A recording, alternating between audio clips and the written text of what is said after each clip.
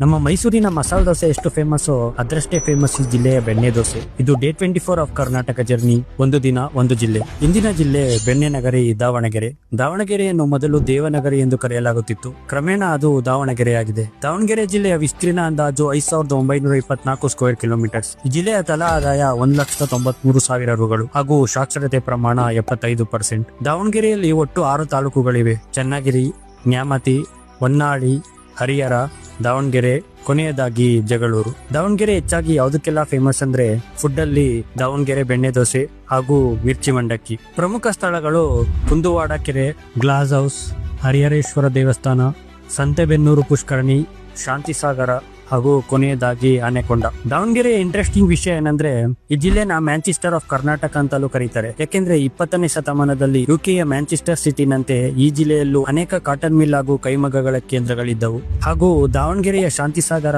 ಏಷ್ಯಾದಲ್ಲೇ 2ನೇ ಅತಿ ದೊಡ್ಡ ಮಾನವ ನಿರ್ಮಿತ ಕೆರೆಯಾಗಿದೆ. ಮತ್ತೆ ಭಾರತ ಸರ್ಕಾರವು 2015ರಲ್ಲಿ ಪ್ರಾರಂಭಿಸಿದ ಸ್ಮಾರ್ಟ್ ಸಿಟಿ ಮಿಷನ್ ಅಡಿಯಲ್ಲಿ ಆಯ್ಕೆಯಾದ ಮೊದಲ 20 ನಗರಗಳಲ್ಲಿ ದಾವಣಗೆರೆ ಕೂಡ ಒಂದು. ಹಾಗೂ ಕೊನೆಯದಾಗಿ ದಾವಣಗೆರೆ ಕರ್ನಾಟಕದ ಮಧ್ಯಭಾಗದಲ್ಲಿ ಇರುವುದರಿಂದ ಹಾರ್ಟ್ ಆಫ್ ಕರ್ನಾಟಕ ಅಂತಲೂ ಕರೀತಾರೆ. ನೀವೇನಾದ್ರೂ ದಾವಣಗೆರೆ ಜಿಲ್ಲೆಯವರಾಗಿದ್ರೆ ಈ ರೀಲ್ ನ ಮಿಸ್ ಮಾಡದೆ ನಿಮ್ಮ ಸ್ಟೋರಿಗೆ ಹಾಕೊಳ್ಳಿ. ಮತ್ತೆ ಹೆಚ್ಚಾಗಿ